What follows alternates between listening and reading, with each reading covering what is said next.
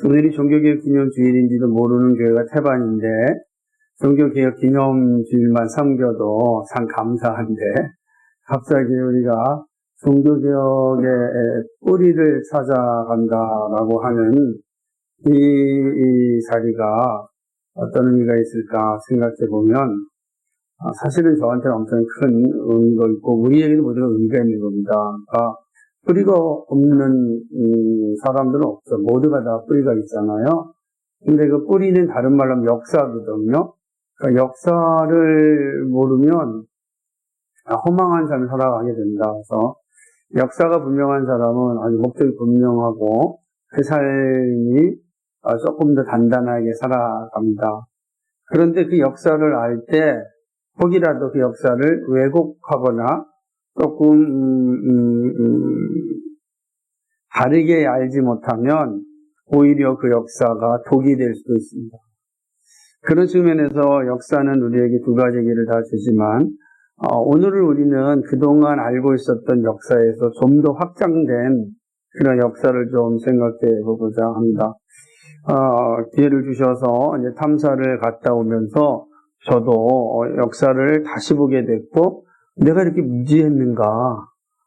참 무지하구나 라는 것을 깨닫게 되었고 두 번째로는 내가 한쪽으로서만 봤다 보니까 그러니까 서방교회 전통에 서 있다 보니까 서방교회가 전부인 줄 알았고 그 서방교회의 핵심이 로마교회가 우리의 주류인 줄 알았고 그래서 종교개혁이 이런 시대 속에서 변화를 가졌구나 라고 생각하는 오해를 이제 가지게 되었습니다.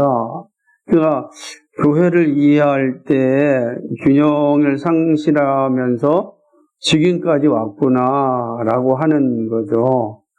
그래서 놀랍게도 이미 역사 속에 이 엄청난 그 자료와 역사적인 이 기록들이 다 남아 있었는데 그걸 못 봤구나라고 하는 생각을 하게 됐습니다. 그래서 우리가 알고 있었던 로마 교회의 형태와 그리고 아르메니아, 조지아를 비롯한 말도파 교회의 형태가 얼마나 큰 차이가 있는지 눈으로 직접 보니까 역사가 이렇게 진행됐는데 우린 뭐 했나라는 생각을 하게 된 거죠. 그래서 역사를 조금 더 제대로 살피고 알려야겠다 생각을 이제 하게 된 겁니다.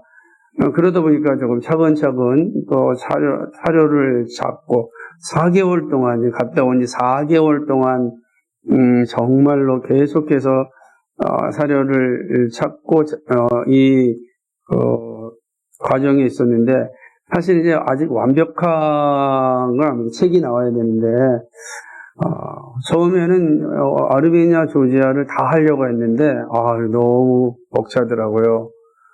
그래서 우선 시작점이 아르메니아 교회만 살펴보고 이제 준비가 되어지면 조지아 교회도 살펴보면 우리의 신앙이 어떻게 하나가 되는지 알게 됩니다. 우리가 로마서를 공부하면서도 이게 단순히 로마서가 로마 교회를 위한 서신이 아니고 온 하나의 교회를 위한 서신이었다라는 것을 이 아르메니아 교회를 보면 이제 알 수가 있다. 우리가 여러 번 살펴봤지만 또 오늘은 이 세계 최초의 기독교 국가입니다. 그러니까 모두가 잘 모르고 있어요. 그러니까 우리는 다 서방 정통의 생각해 보니까 최초의 기독교가 마치 313년에 콘스탄티누스에 의하여서 기독교 공인되었고 그리고 디오도시우스 황제 380년에 기독교 국가로 인정된 로마 교회가 세계 최초의 기독교 국가라 이렇게 생각을 합니다. 그렇게 된다면 사도들이 바울을 전했던 1세기부터 시작해서 4세기 후반에 가서야 기독교 국가가 나온다 이렇게 생각을 하고 있었고 또 그렇게 역사를 공부했습니다. 그런데 놀랍게도 세계 최초의 기독교 국가는 로마가 아니었고 바로 아르메니아였다라고 하는 거죠. 아르메니아가 301년에 바로 기독교 국가가 되고 그리고 조지아가 326년에 세계 두 번째 기독교 국가가 되고 로마는 380년 세 번째 기독교 국가가 됩니다. 또 이거는 313년에 콘스탄티누스가 기독교를 공인하였지만 그 기독교 공인은 오직 서방의 교회에서만 공인된 거예요. 그 당시 동방교회에서는 기독교를 공인하지 않고 여전히 핍박과 박해가 여전하였습니다. 근데 우리는 그 마치 313년의 모습을 통하여서 모든 곳에 신앙의 자유가 주어졌다라고 착각을 하고 있었던 거죠. 알고 있었기도 하지만 잘 가르쳐지지 않았던 그런 모습입니다. 근데 아르메니아는 단순하게 세계 최초의 기독교 국가다라고 하는 것에서 의미가 있지 않습니다. 아르메니아의 의미는 바로 창세기로부터 시작이 되어지기 때문에 그렇습니다. 네, 제가 오늘 같이 살펴볼 내용은 이제 이 7부에 걸친 거죠. 이 7부에 걸친 거니까 책으로는 정말 두꺼운 거 되겠어요. 다 못하겠지만 종교개혁이기 때문에 아르메니아 중세 역사는 이제 잘 다루지 않고 구속사 입장, 종교개혁의 뿌리의 입장에서만 아르메니아 교회를 생각해 보고자 합니다. 부서 살펴볼 것은 아르메니아에 대한 내용인데요. 그러니까 존재했던 역사를 찾아가는 첫걸음이라고 이제 이야기하였습니다. 여러분들 강의 안내도 이제 기록은 되어 있지 않지만 잠깐 남겨놨는데요.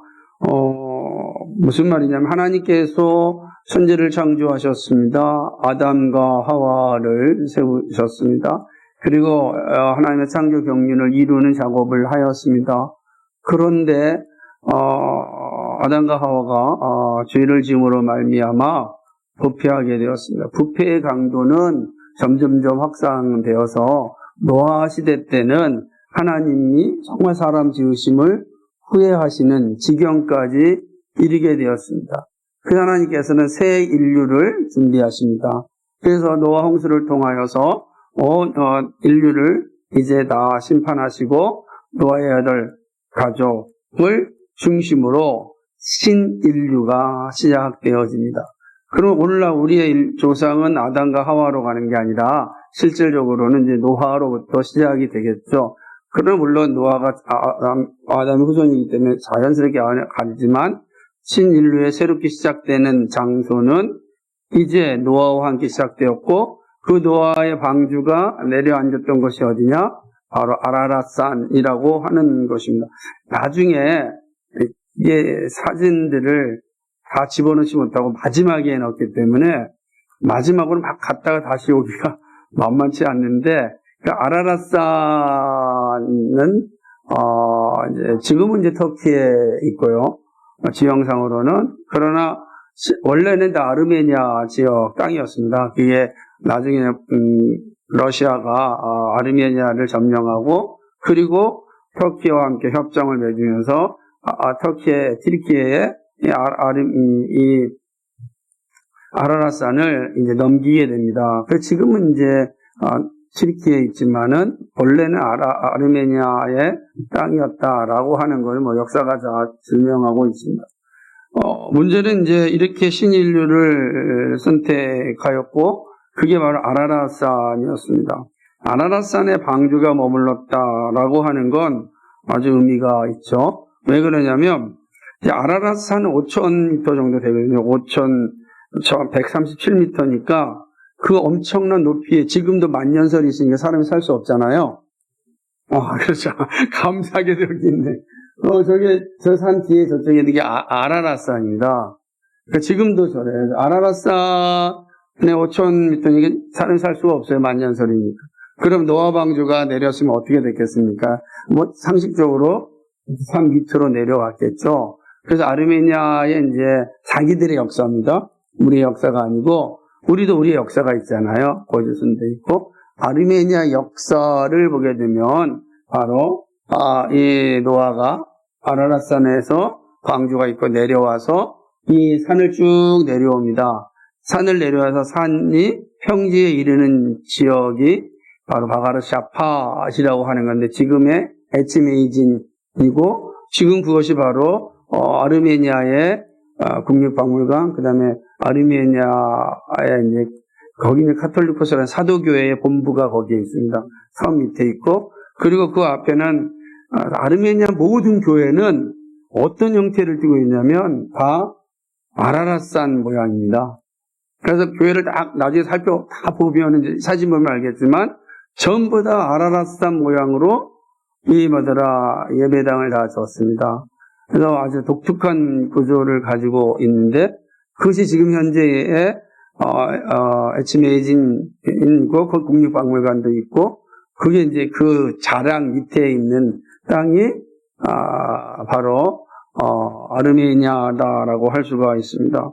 놀라운 것은 여러분 잘 알지만 조지아와 아르메니아는 세계 최고의 포도주 생산국가 아닙니까? 아라랏산이 이제 5,137m라면 그 또 옆에 작은 아라랏산이 있습니다. 그것이 3,896평입니다. 그리고 맞은편에 아라갓산이 있습니다. 이게 4,000m입니다. 그러니까 나중에 이제 사진을 볼 텐데, 그러니까 5,000m와 4,000m 사이가 고원이에요, 고원. 이 고원이 다 뭐냐? 다 포도밭입니다. 그러니까 거기는 포도 살구밭이 다예요. 포도밭, 살구밭. 되어 있습니다. 그래서 이 앞에 보시면 사진 밑에 보면 저기 나무들 있죠? 그게 다 포도입니다. 다 포도. 그래서 저기는 다 포도가 주 생산지이고 그거로 이제 그러니까 재밌는 거는 아르메니아에서 가장 비싸고 독한 술이 있습니다. 이 포도주가 40도가 되는 술. 우리 술 안 먹기도 모르지만 먹어도 엄청난 거잖아요. 근데 40도 되는 그 포도주 상표가 재밌습니다. 아라갓 포도주입니다. 아라갓. 그러니까 아라가 포도주가 엄청나게 포도주가 많은 나라가 되겠죠. 그래서 이렇게 이제 하나님께서 노아를 통하여서 이 아라랏산 밑에 거주하게 하셨습니다. 근데 거주할 때 너무 포도주에 취해서 우리 노아의 자녀들이 참 부끄러운 일을 한 걸 볼 수 있잖아요. 그러니까 함이 그랬잖아요. 그래서 형제들이 들어가서 노아의 벗은 몸에 옷을 덮어주고 나온 기록이 이제 창세기 9장에 나와 있습니다. 근데 그거 다음에 노아가 그 사실을 듣는 겁니다. 그러고 나서 이 세 아들을 불러서 예언을 하죠. 그게 창세기 9장 26절 27절이에요. 많은 사람들이 이걸 놓치고 있는데 창세기 9장 26절 27절을 보면 이렇게 되어 있습니다. 또 가로되 셈의 하나님 여호와를 찬송하리로다.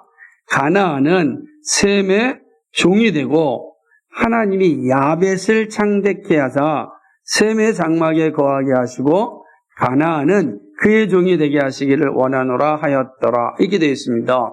그러니까 노아가 아라랏산에서 내려와서 포도 농사를 지었을 때 그다음에 포도로 인하여서 문제가 생기고 그로 인하여서 노아가 하나님 말씀대로 예언을 합니다. 그게 창세기 9장 27절이에요. 그런데 이 예언은 정말로 놀랍죠. 왜 그러냐면 이렇게 이야기합니다. 셈의 하나님 여호와를 찬송하리로다. 그죠? 가나안은 셈의 종이 되고 하나님이 야벳을 창대케 하사 셈의 장막에 거하게 하시고 라고 말씀하였습니다.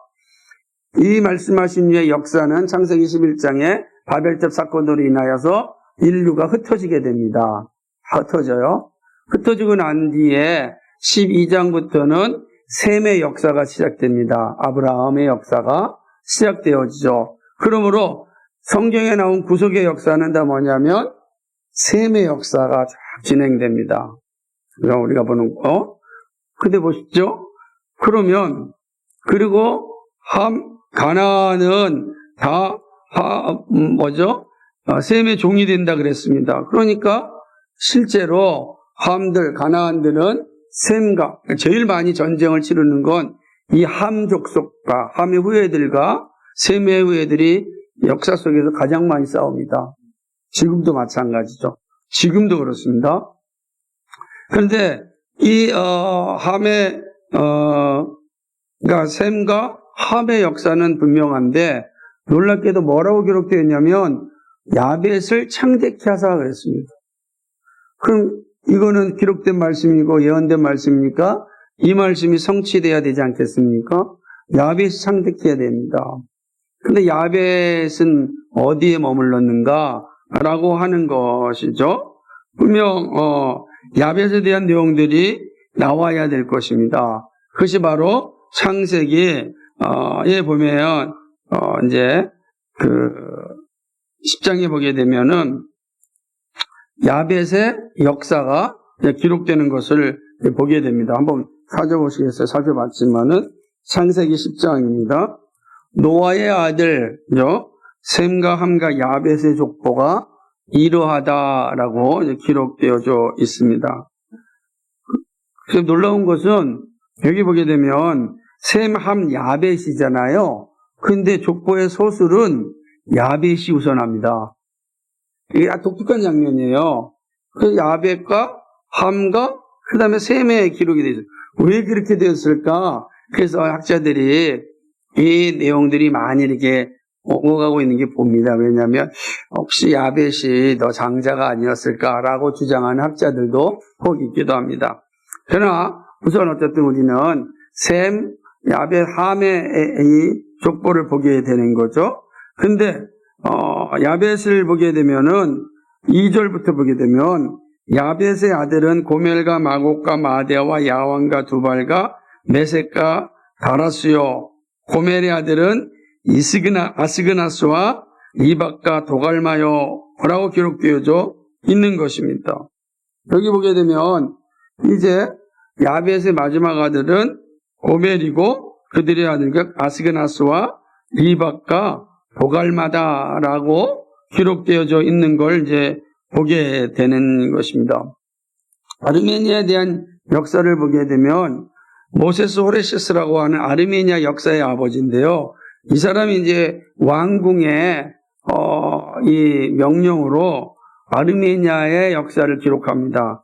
그리고 그 아르메니아 역사 책을 썼는데 그게 5세기에 이제 기록된 책입니다. 그러니까 우리가 알기로는 엄청난 우리처럼 이제 5세기니까 정말로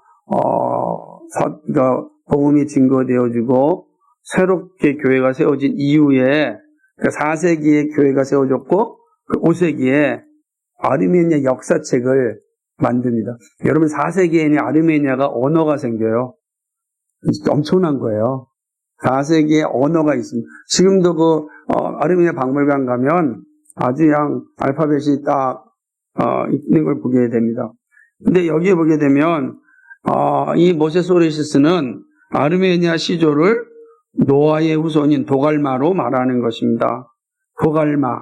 도갈마는 바로 창세기 10장 3절에 나타나 있습니다. 도갈마다. 그리고 그 아들 가운데 하나가 하이크가 됩니다. 근데 이제 여러분 이제 고대 성경 지도를 오늘은 보여주는데 고대 성경 지도를 보게 되면 거기에는 바로 지금 우리가 하는 터키로부터 해서 아르메니아 지역으로 해서 고중 유럽으로 전부 다 합친 게 뭐냐? 그게 야벳 후손입니다. 여러분 독일의 시조를 독일은 자신들의 시조를 누구로 보고 있냐면 아스그나스로 보고 있습니다. 그래서 독일 학자들은 자신들의 시조를 누구로 기록하고 있냐면 아스그나스. 그 아스그나스가 오늘 바로 이 성경 창세기에 기록되어 있는 아스그나스입니다. 여러분 이 아스그나스 잘 기억하십시오. 성경에 또 나옵니다. 성경에 여기만 나오고 끝났으면 뭐 그럴 것 같은데 아스그나스는 성경에 또 기록되어져 있습니다. 매우 중요한 거죠. 그래서 이들은 아라랏에 정착하여서 기원전 9세기에서 6세기까지 우라투 왕국, 아라랏 왕국을 형성합니다. 우라투, 아라랏 이것도 기억하십시오. 여기만 나온 게 아니고 성경에 또 기록되어져 있습니다. 되게 중요한 기록이에요. 그래서 우라투 왕국은 일반 역사 가운데도 아주 중요한 왕국으로 기술되어져 있는 이 아라랏 왕국이라고 하는 겁니다. 이들이 이제 형성되었습니다. 아르메니아 지역은 어딘가 제가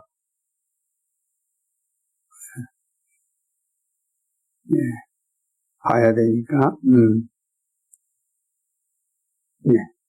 됐어요. 아르메니아 역사를 보게 되면 이 아르메니아 지역이 참 독특한 형성을 하고 있습니다.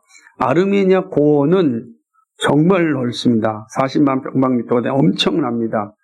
그래서 이 아르메니아는 이 노아의 후손들답게 정말 귀한 문화들을 만들어냈습니다. 왜 그러냐면 아르메니아 고원은 바로 우리가 알고 있는 유프라테스 강과 티그리스 강의 시원지입니다. 거기로부터 물이 흘러내리고 있기 때문에 그렇습니다. 그래서 아르메니아 고원은 동쪽으로는 카스피의 저지 들어가고 서쪽으로는 유프라테스 평원이 있고 북쪽으로는 소코카소스 산맥이 있습니다. 그러니까 이렇게 돼가지고서 성경에 기록되어져 있는 이 유프라테스 강과 티그리스 강이 바로 아르메니아 고원에서 지금 발원하고 있다라고 하는 것이죠. 아르메니아 자신들의 역사를 2000년으로 삼고 있습니다. 중요한 건 이 아르메니아 역사를 통해서 볼 때 종교개혁자들 또 구약의 이전의 신학학자들은 역사적인 에덴 동산이 어딜까라고 이야기할 때 바로 아르메니아 고원이다 이렇게 이야기를 합니다. 이게 이제 이쪽에 있는 게 칼빈 여러분 책에도 있죠.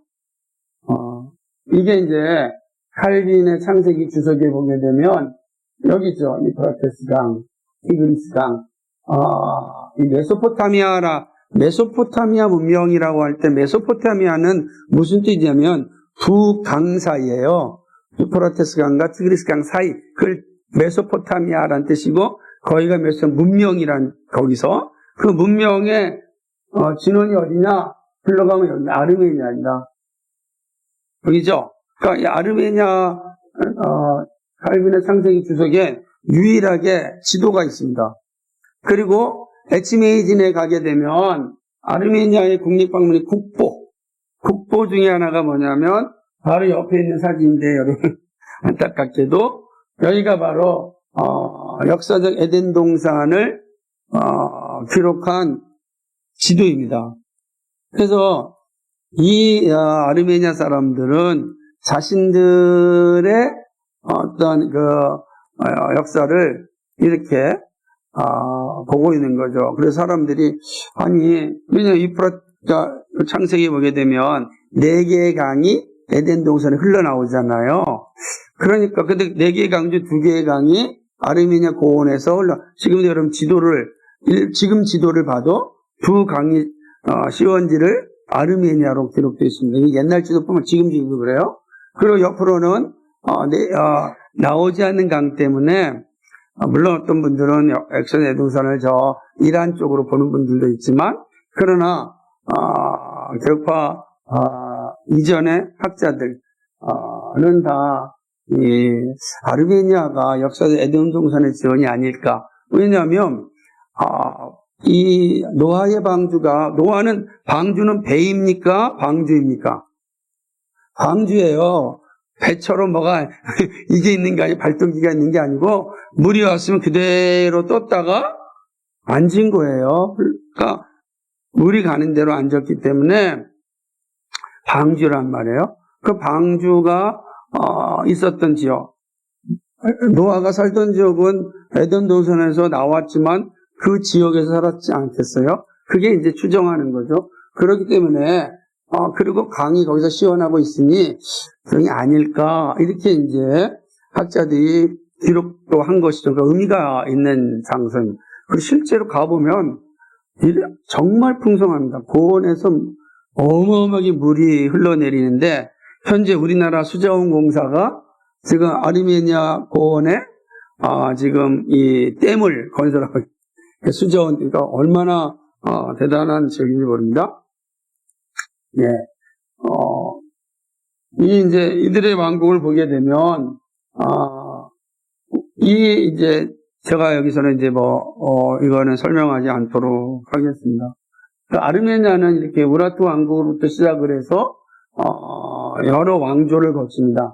놀라운 것은 이 티그리스 대왕 때, 티그르나스 대왕 때, 그죠?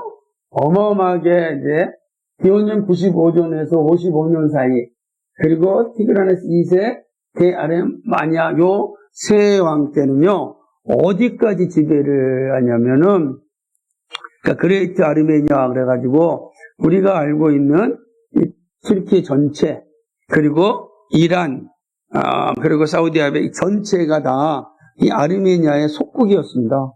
어마어마합니다. 그래서 그 오랫동안 대제국으로 있었던 나라가 아르메니아입니다. 마치 안타까운 건 우리나라가 고려 때 저 발해까지 만주까지 어마어마하게 벌판의 나라였잖아요. 그러나 지금은 그 나라가 우리 게 아니고 역사 속에만 있잖아요. 마찬가지로 아르메니아도 그 어마어마한 거대한 제국을 일구었던 나라였습니다. 우라트 왕국에서 시작해서 왜 그러냐면 거기는 이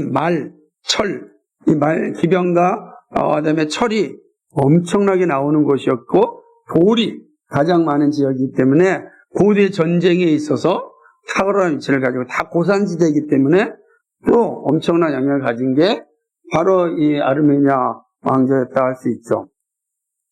나중에 보겠습니다. 안타깝게도 이렇게 되죠. 이제 기독교 역사를 보겠습니다. 기독교 역사를 좀 이제 들어가면서 보는 건, 아르메니아의 기독교 역사는 아주 재밌는 과정을 거쳐서 보게 됩니다. 쭉 여러분이 보시게 되면, 제가 이 아르메니아 황금기 지도도 나중에 볼 수가 있겠네요.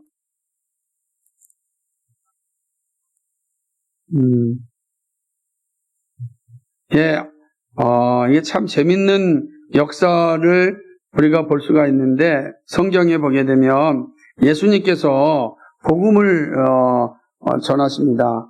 어디 전하죠? 여러분, 예수님이 복음을 전하는데 갈릴리를 전하서 어디까지 가냐면 시리아 지역인 두로와 시돈까지 갑니다. 거기서 복음을 전합니다. 그리고 또 예수님께서 어디서 복음을 전하였냐면은 데가볼리 지역에도 복음을 전합니다. 데가볼리 지역이 어디냐면 참 지도가 없어서 죄송한데 데가볼리 지역은 9개는 10개 지역을 데가볼리 지역이라 그래요. 10개의 지역을 데가볼리 이런 표현을 써요. 그런데 데가볼리 지역의 9개의 지역은 다 지금 현재 요르단 지역에 있습니다. 요르단 지역이고요. 그런데 그 중에 한 개가 시리아 지역에 있어요. 예수님이 요르단 지역을 다니면서 복음을 전하고 어디까지 갔었나? 시리아 지역까지 갔다가 온 겁니다. 시리아는 어디냐면 바로 지금 그러니까 이스라엘 위에 있는 지역, 터키와 연결되어져 있는 지역이 시리아 지역입니다. 죄송해요. 지도를 제가 못 보여줘서 죄송하네. 맨 뒤에 있을 것 같은데, 그래서 혹시 뒤에 지도 넣었나요? 한번 가볼까요? 그래도 혹시 또 한참 가야 되니까.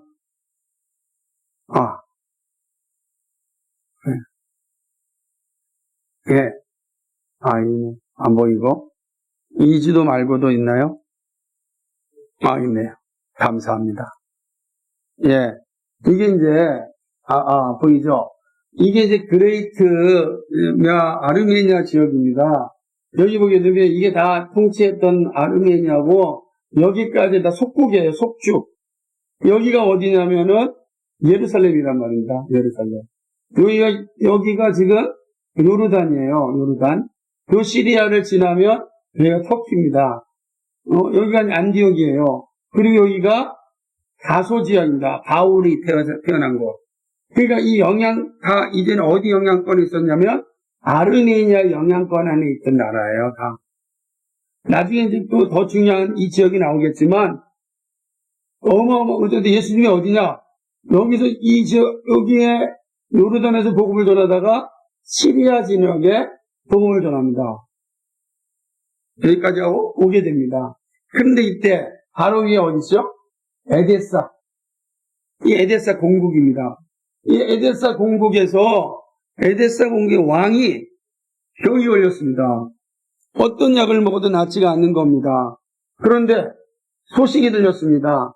제가 볼 이 지역에서 예수님께서 병자를 치유하는 그런 역사가 일어났다는 거예요. 그러자 에데사 왕이 이게 바로 아르메니아 들어가는 관문입니다. 여기가 조지아니까. 그런데 이 에데사 왕이 편지를 보냅니다. 편지를 보내서 예수님께 제가 당신의 소식을 들었으니 끄지 마십시오. 들었으니 저한테 와서 좀 고쳐주십시오 라고 요청을 합니다. 그게 유세비우스라고 하는 교회사의 책에 기록이 되어 있어요. 그리고 시리아 교회사에 기록이 되어 있습니다. 그러니까 이 시리아 교회사와 유세비우스 초대교회 교회사의 책에 그걸 확인할 길은 없지만 그 서신이 기록되어 있어요.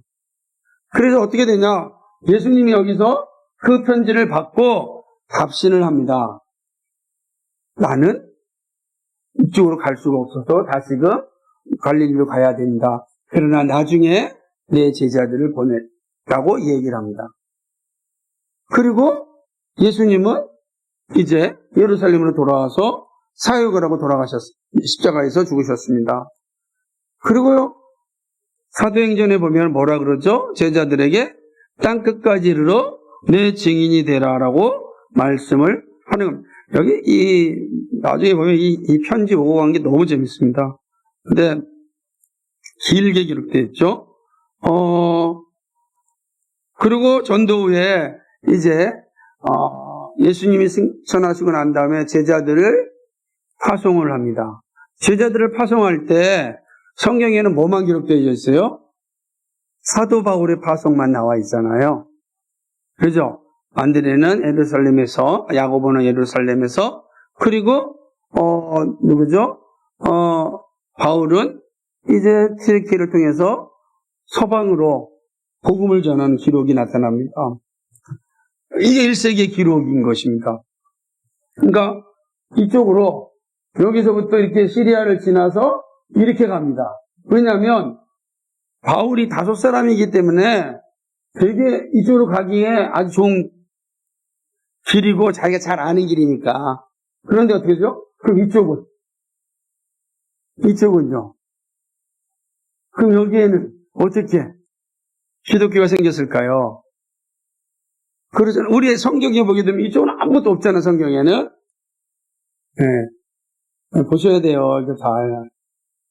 여기를 보십시오, 부탁합니다. 이게 되게 중요합니다, 이 장면. 왜 그러냐면, 우리의 역사가 이렇게 가는 역사만 기록됐단 말이에요. 성경이. 왜? 부속사니까. 그런데, 그럼 여기는 땅끝까지 이르러 12명의 사도들은 어디 갔을까요? 이게 중요한 거죠. 분명히 예수님께서 땅끝까지 이르러 내 증인이 되라고 하였습니다. 그래서 필립 샤프라고 하는 교회사학자가 있습니다. 물론 정말 캐톨릭계열 교회사학자라서 개혁교회에 대한 매우 적대적으로 글을 씁니다. 그래서 별로 그러나 적대적으로 썼기 때문에 그 안에서 진실을 발견할 수가 있는 거예요. 이랬겠구나. 그러지 않겠어요? 그러니까 적대적으로 썼으니 얼마나 강하게 썼겠어요. 그래서 믿음의 선배들이 있구나 알 수 있는 게 필립 샤프라고 하는 우리 있죠 여기 도서관에 있군요. 8권짜리의 교회사를 쓴 아주 위대한 학자인데 이렇게 얘기합니다. 2세기의 기독교는 메소포타미아의 에데사를 뚫고 들어갔고 좀 더 멀게는 아라비아로 들어갔다. 페르시아, 메디아, 빅토리아, 파리티아로 들어갔으며 3세기에는 아르메니아와 아라비아로 들어갔다. 사도 바울 자신이 아라비아에서 3년을 지냈다. 하지만 사도로서의 사역을 준비하기에 조용히 응거했던 것으로 보인다. 그러면서 이야기하기를 전승에 따르면 사도 도마와 사도 바돌로메가 아르메니아를 거쳐 인도에 가서 복음을 전했다고 한다. 이렇게 기록된 겁니다. 이건 여기 전승으로 나와요. 그러니까 그리고 실제로 놀랍게도 도마는 우리가 잘 다시 인도 이쪽으로 지나가 인도가 나오는 겁니다. 바로 이 실크로드예요. 아르메니아 실크로드인데 우리는 산사섬의 실크로드 생각하는데 아르메니아가 동방으로 한 실크로드입니다. 이 역사를 이제 우리가 볼 수 있어야 되는 거죠. 그러니까 기독교는 이제 사도들이 예수님의 명령을 따라서 예수님이 죽으신 이후 곧바로 흩어져서 복음을 전하게 됩니다. 아르메니아 기독교의 기원은 유다 다데오 사도와 바돌로메 사도에게 기원을 두고 실제로 가게 되면 아르메니아의 모든 교회, 아르메니아 모든 지역, 아르메니아 모든 백성에는 다 두 사도의 기록이 남아있어요. 어디를 가나 유다 다데오와 그리고 바돌로메의 기록이 다 남겨져 있습니다. 나중에 사진 보게 되면 알겠지만 한번 볼까요? 이제 보면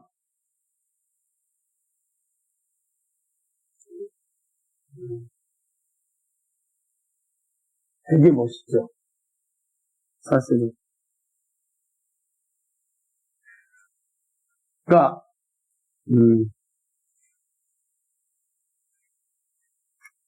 여기가 이제 한번 보여줄게요.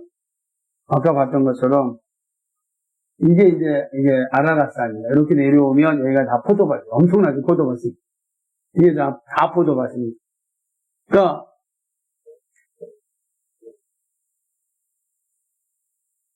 다 포도밭.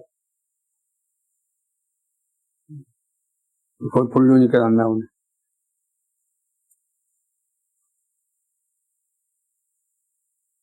네, 여기입니다. 이 교회도 마찬가지고,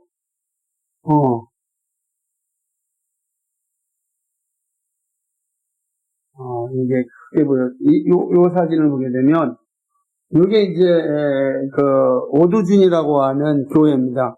이 교회는 바돌로메 사도가 들어와서 복음을 전하고 이곳에 교회가 세워집니다. 여기는요, 어디냐면은, 여기 보게 되면 평지가 아닙니다. 평지가 아니고, 나중에 이제, 제가 아마 기가 막힌 사진이 하나 있을 텐데,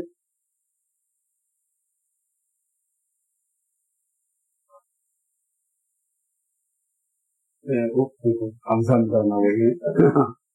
그 사진이 안 넣나 보네.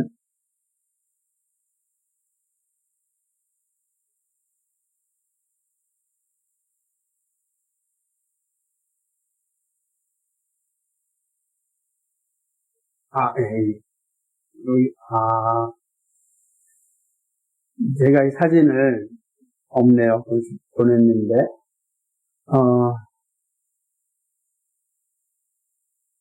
이런 절벽. 보이시죠? 이게 다 골짜기입니다. 험한 골짜기인데, 요 위에 교회가 있는 거예요, 산 위에. 산 위에 아르메니아 교회는 세워집니다. 그리고 거기는 사도들의 발자취를 따라서 다 교회가 세워지죠. 그래서 이쪽으로 간 사도들은 보통 6명의 사도가 일러 갑니다. 재밌는 것은, 나중에 에데사의 복음을 들어갔을 때, 이 사도들의 기록에 의하면은, 사실 이게, 에데사의 기록이니까 이거를 어떻게 보아야 되느냐라고 하는 논쟁이 있을 수 있지만, 예수님의 말씀에 순종하여 에데사에 왔고 복음을 전합니다. 그리고 에데사에서 복음을 전하고 에데사는 앞으로 서구 역사에 되게 중요한 지역이 됩니다. 그리고 에데사가 온전히 복음화가 이루어지자 비로소 유다 다데오 사도와 그 다음에 바돌로메 사도가 아르메니아 일로 들어갑니다. 이 고온으로 들어가요. 고온으로 들어가는 거죠. 어디까지? 아라랏산까지 이제 들어가게 되는 것입니다. 그러니까 사도들이 이 복음을 전하게 되는 거죠. 그렇게 보게 되면은 도마는 파르티아 지역, 카스피아 남동쪽으로 갔고요. 안드레는 카스피아 북쪽 지역으로 갔고요. 그리고 요한은 아시아, 베드로는 본도, 갈라디아, 비두니아, 갑바도기아, 아시아 지역에 전하였다라고 전승을 기록하고 있습니다. 근데 이렇게 복음을 전하고 1세기에 복음을 전하는 사도들은 대부분 순교를 합니다. 그러니까 1세기에 아르메니아에 들어갔지만 아르메니아가 기독교를 받지 않습니다. 그래서 아르메니아는 301년이 되기까지 들어갔던 사도들에 의하여 복음이 증거되었지만 교회가 세워지지 않습니다. 놀라운 것은 우리가 알듯이 로마서를 보듯이 로마에 가옥교회가 있지 않았습니까? 사도들로 의해서 가서 가옥교회가 있었어요. 그런 것은 사도들이 1세기 복음을 전하였을 때 아르메니아 교회에 가옥교회가 세워집니다. 그리고 4세기 300년이 될 때까지 그곳은 이제 교회가 세워지지 않아요. 강력한 이방인들에 의하여서 나라가 다스려집니다. 근데 여기서 한번 의심이 이게 하나가 있어요. 궁금한 게 뭐냐면, 아니, 어떻게 1세기 제자들이 거기 들어가서 그곳에 가옥교회를 세울 수 있었을까? 여러분, 이게 또 나중에 뒤에 역사를 보겠지만은, 이 아르메니아 역사는 단순하게 사도들이 가서 복음을 전했다라고 끝나는 것이 아니라 그것은 야벳의 땅이잖아요. 야벳의 땅, 야벳의 자손이 창대케 돼야 돼요. 그러니 그 창대케 될 때 600년에 어떤 일이 일어나게 되냐. 6세기에 예루살렘이 이스라엘이 멸망합니다. 북이스라엘 10지파가 다 포로로 어디로 잡혀가죠? 아까 말했던 시리아로 잡혀가게 되는 겁니다. 우리가 했던 시리아로 다 잡혀갑니다. 10지파가요. 그런데 이 10지파가 여기서 잡혀간 다음에 여기서 어떻게 됩니까? 시리아가 망합니다. 망하고 난 다음에 그 10지파가 어디로 흩어지죠? 이쪽으로 다 흩어집니다. 그러니까 시리아를 지나서 나중에 이제 성경을 보게 되면 그러니까 아모스가 예언하기를 너희들이 하나님의 말씀을 듣지 아니므로 내가 너희들을 다메섹 밖으로 내쫓을 것이다 라고 이야기합니다. 아모스 5장에. 그 다메섹 밖이 어디입니까? 여기입니다. 이 시리아에서 여기 다메섹크죠. 다메섹 밖이니까 이 나라 밖이에요. 이 지역으로 10지파가 전부 다 이제 피난을 가게 되고 강제 이주를 당하게 되는 겁니다. 그러니까 이 지역은 어떻게 되는 거예요? 그대로부터 야벳의 땅에다가 이제 이스라엘의 10지파가 이쪽으로 흩어지게 됩니다. 그리고 또 뭐죠? 그 다음에 남쪽 유다가 멸망하게 됩니다. 남쪽 유다가 멸망해서 어디로 가죠? 여기로 갑니다. 여기가 바로 바벨론 제국이죠. 바벨론 파르티안 제국이 바로 바벨론 제국이거든요. 이 바벨론 제국에 갑니다. 그러니까 이쪽으로 그 사도들도 이쪽까지 파르티안까지 가서 복음을 전하였다는 기록이 있어요. 여기까지 이 바벨론 제국에 있던 사람 70년 뒤에 다시 예루살렘으로 돌아옵니다. 그런데 다 돌아옵니까? 돌아오질 않아요. 그죠? 일부만 돌아옵니다. 남은 사람들은 다 어디 가죠? 이쪽에 가고 이쪽으로 올라오면 이 길을 거쳐서 와야 돼요. 이 길을 시돈을 거쳐서 여기서 이렇게 오는 게 불가능합니다. 그래서 이렇게 거쳐서 와야 돼요. 사막을 건널 수 없으니까 오면서 어떻게 되겠어요? 줄고 줄었습니다. 계속 여기에 정착을 하게 되는 거죠. 그러니까 원래는 야벳의 땅이었다가 6세기, 7세기 다 어떻게 되는 거죠? 기원전 이제 500년, 기원전 6세기, 기원전 7세기 이렇게 될 수 있겠죠? 여기에 다 뭐가 되죠? 이스라엘 백성, 유대인들이 가득. 근데 그 유대인들은 누구예요? 그 유대인들은 누구죠? 셈의 족속입니다. 이해가 되시겠어요? 원래는 야베스 족속인데 나머지가 전부 다 10지파가 지금 있습니까 없습니까? 없잖아요. 사라졌어요. 그 10지파가 다 어디가 있죠? 셈의 족속이 야벳의 족속 안에 거하는 겁니다. 셈의 장막 안에 야벳이 거한다. 이 말은 야벳의 장막 속에 셈이 있고 셈은 역사의 주인공으로 후속사의 주인공이 되어야 되기 때문에 그렇습니다. 그러니까 이쪽 땅은 그런 측면에서 매우 중요한 역사적인 소명을 가지고 있고 하나님의 예언이 성취되는 땅이 되는 겁니다. 그러고 난 뒤에 1세기에 사도들에서 복음을 전하고 난 뒤에 드디어 3세기에 티르타스 3세의 때에 이곳에 복음이 들어가고 티르타스 3세가 신앙을 받아들입니다. 그 자세한 내용은 이 책을 통해서 나중에 설명이 되는데요. 티르타스 3세가 중병이 걸렸습니다. 근데 그가 왕이 되었을 때에 사실은 티르타스 3세의 어떤 미신적인 행위에 대해서 강하게 반대했던 그런 목사님이 있었는데 그들은 우리 그걸 이제 조명자라 그럽니다. 조명자가 있었는데 그레고리라고. 그레고리가 그 왕에게 반기를 들었다가 13년 동안 아까 봤던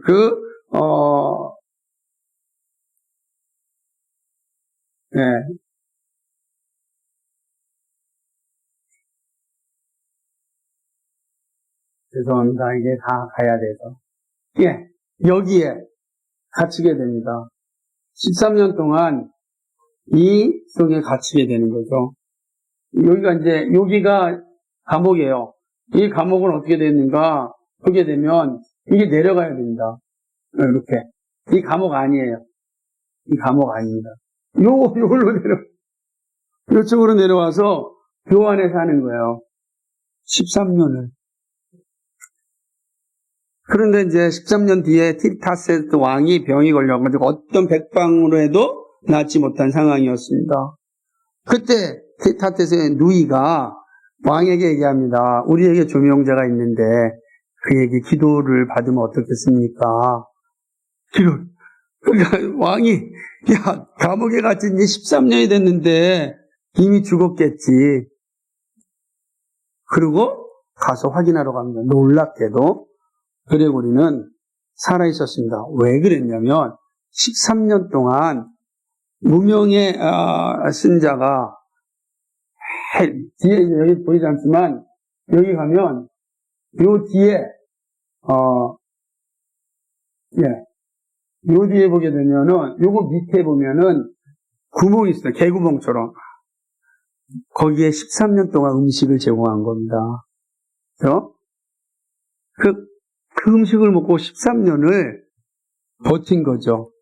그리고 마침내 티르타스 3세가 불러서 가고 그리고 하나님의 은혜로 그 왕의 병이 낫게 됩니다.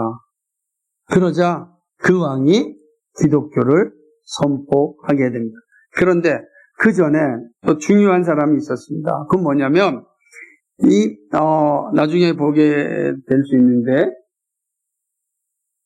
바로 가야네 공동체의 일원이었습니다. 가야네 공동체. 가야네 공동체가 아르메니아로 오게 됩니다. 이 가야네 공동체는 로마에서 세워진 여성 공동체입니다. 그런데 이 여성 공동체인 가야네 공동체는 이 흐립스의 교회인데, 이 가야네 교회인데, 이 가야네 공동체의 어떤 지도자인데요. 가야네 공동체가 복음을 받아들여서 로마에서 교회가 세워졌습니다. 가옥교회가. 그리고 사도 바울의 전한 복음을 듣고 견고하게 교회가 세워졌습니다. 그런데 이 황제들의 핍박이 너무 거센 겁니다. 여성 공동체니까 그 중에 한 사람이었던 아까 흐립시네라고 하는 이 자매가 너무나도 이제 예쁜 겁니다. 이제 그래서 여기는 뭐 모르겠지만은 이게 절세 미인이라 이게 무덤이거든요. 흐립시네 무덤이에요. 이 흐립시네 교회당 다시 말하면 여기에 무덤인 것입니다.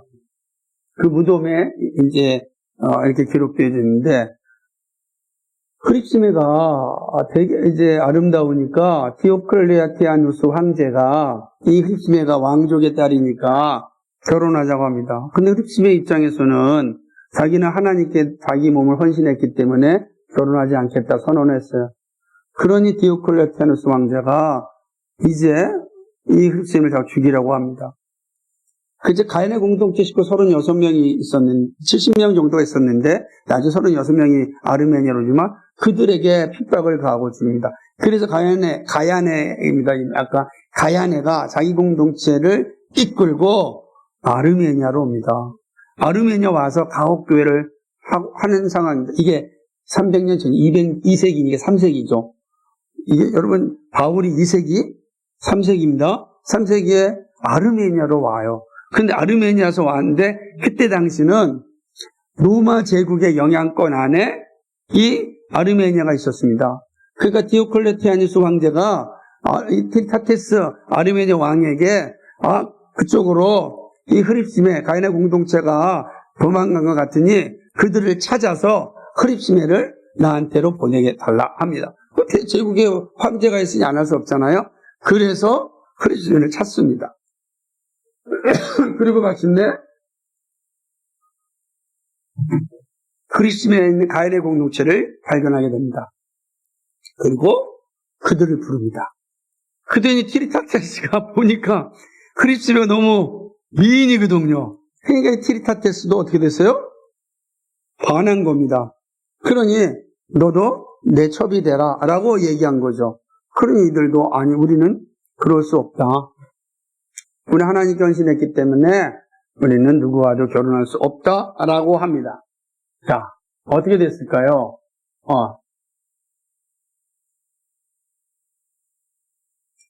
밑에 그림은 또 빠졌네요. 안타깝게. 다 넣은 건 아니었어요? 근데 왜 빠졌지? 그래요. 내가 문제겠지? 제가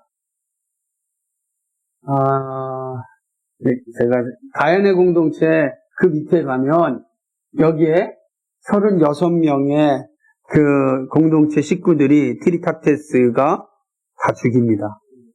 그래서 2세기 말에 36명의 가인의 공동체가 다 죽습니다.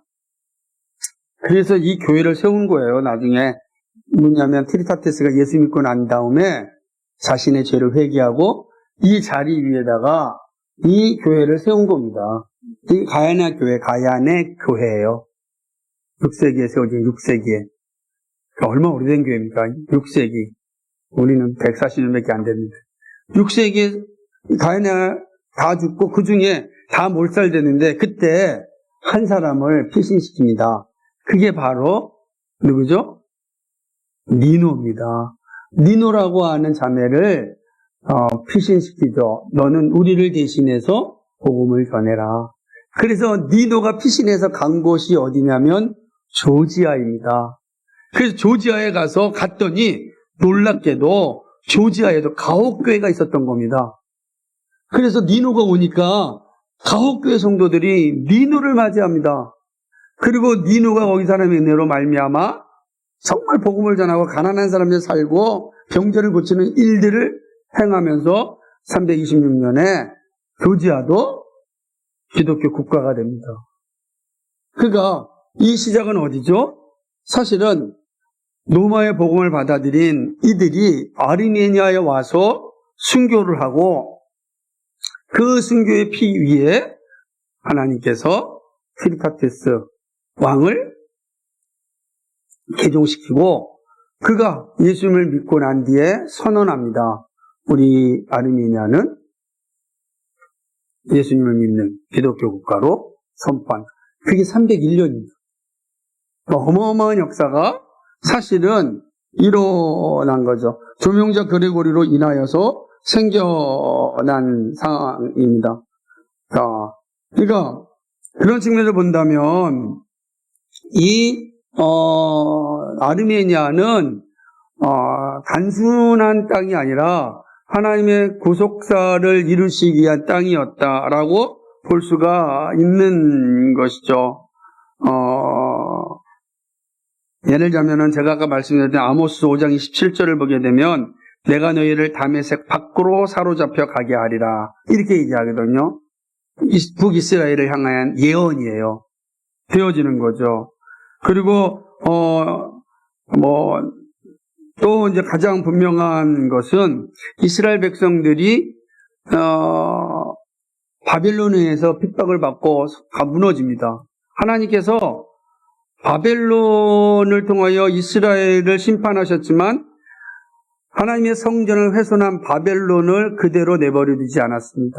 그래서 하나님께서 바벨론을 통하여서 바벨론을 심판하시기로 작정을 하십니다. 그게 언제죠? 포로로 잡혀간 이후 70년이 되는 것입니다. 그래서 예레미야 25장 12절을 보게 되면 여호와의 말씀이니라 70년이 끝나면 내가 바벨론 왕과 그의 나라와 갈대인의 땅을 그 죄악으로 말미암아 벌하여 영원히 폐허가 되게 하리라 이렇게 말씀을 하는 것입니다. 이제 불 좀 켜주시겠어요? 그리고 여러분 바벨론이 어떻게 멸망하는 겁니까? 그렇죠? 여러분 이제 이 장면을 보면 아주 놀라운 것을 보게 됩니다. 한번 찾아볼까요? 예레미야서 50장입니다.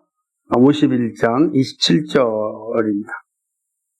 51장 27절이 여러 그 말씀이 중요하지만 이 말씀 매우 중요합니다. 같이 읽을까요? 시작. 땅에 깃발을 세우며 나라들 가운데 나팔을 불어서 나라들을 동원시켜 그를 치며 아라락과 민니와 아시그나스 나라를 불러 모아 그를 치며 사무관을 세우며 그를 치되 극성스러운 메뚜기같이 그 말들을 몰아오게 하라. 아멘. 하나님께서 바벨론을 치실 때 아라락과 민니와 아시그나스 나라를 불러서 징벌합니다. 여기 나온 아라라, 민니는 아르메니아입니다. 아라라, 아르메니아 북쪽, 민니, 아르메니아 동쪽입니다. 아시그나스, 이 아시그나스는 앞서 말씀드렸듯이 독일의 조상이죠. 독일 쪽에 있는 지역을 얘기합니다. 여러분, 왜 이랬을까요? 왜 하나님께서 페르시아 메데 바사가 바벨론을 진멸할 때 하나님께서 누구를 통하여 이 일을 하시냐면 바로 아라락과 민니와 아르메니아 사람들을 통하여 바벨론을 진멸하고 이스라엘을 다시 회복하여 돌아오게 하는데 누가 앞장선 겁니까? 아르메니아가 앞장선. 참 놀라운 거죠. 야벳의 자손이기 때문에 그런 거. 그 모습 되어져 있는 거죠. 이들은 이런 모습으로 아르메니안 기독교가 이렇게 세워지고 성장하게 됩니다. 그러나 교회가 세워져서 한 세기 동안은 정말 건강하게 세워졌지만 5세기부터 교회가 타락하기 시작합니다. 그게 바로 로마 교회 타락이죠. 왜냐하면 이 5세기에 어떤 일이 일어나게 되냐면 우리가 잘 알고 있는 에베소 공의회가 열리는데 그때에 마리아 숭배, 마리아 숭배가 이제 결정이 됩니다. 하나님을 낳은 어머니, 그 마리아, 원래는 그리스도를 낳은 어머니라고 해야 되는데, 이때 로마의 주교인 시릴이 강력한 정치력을 발휘하여서 그렇게 하지 않습니다. 데오도코스라고 하는 교리를 세웁니다. 그게 바로 하나님을 낳은 어머니예요. 그러니까 마리아의 신성교리가 세워지게 되죠. 아르메니아 교회는 301년에 기독교가 세워지고 325년에 니케아 종교회의가 열리면서 하나님에 대해서 고백하는 것에 대해서 전적으로 수용합니다. 그래서 아르메니아 교회는 니케아 신앙 고백을 사도신경과 니케아 신앙 고백을 고백하는 교회로 남습니다. 그런데 정치적으로 어려운 상황이 일어났습니다. 그래서 어떤 회의에는 참석하지 못하냐면 칼게톤 회의만 참석하지 못합니다. 그러니까 이 아르메니아 교회는 니케아 공의회와 그 다음에 에베소 공의회에서 예수님의 우리가 보면 이제 에베소 공의회에서는 삼위일체 교리가 완성되거든요. 이 교리에 이들은 다 동의하지만 그러나 그 다음의 회의에는 참석하지 못하게 됩니다. 그래서 여러 가지 오해가 없지 않아 있지만 이들은 로마 교회가 결정한 그 내용에 대해서 거부합니다. 거부하기 시작합니다. 그건 참된 것이 아니다 라고 아르메니아 교회가 결정을 하게 되는 거죠. 그러고 나서 이제 이들은 핍박 속에 살아갑니다. 단 한 번도 로마 교회 성도를 남지 않아요. 이제 이들은 떠나서 자신의 신앙을 유지합니다. 로마 제국의 쇠망사라고 하는 일반 역사가인 에드워드 기보는 이 아르메니아 교회에 대해서 기록하는데 특별히 그들 가운데 바울파 성도들을 잘 기록해 놓았습니다. 쇠망사에서 이렇게 얘기합니다. 바울파의 기원을 마나날리스의 콘스탄틴이나 기록한다. 콘스탄틴은 653년경 사라센에서 포로로 잡혔다가 돌아온 한 부제를 통하여 신약 성경을 선물로 받습니다. 그리고 콘스탄틴은 바울의 가르침에 애착을 가졌습니다. 서작성이 바울의 가르침을 따라서 신앙 공동체가 세워지게 되는 거죠. 이게 아르메니아 바울파라고 하는 것이죠. 이들은 이제 로마 캐톨릭 교회의 가르침을 따르지 않습니다. 그리고 그들은 자신들의 길을 찾아갑니다. 그들은 이제 놀랍게도 이게 이제 아까 제가 여러분 그 책에 보면 아르메니아가 진리의 열쇠라는 게 있죠.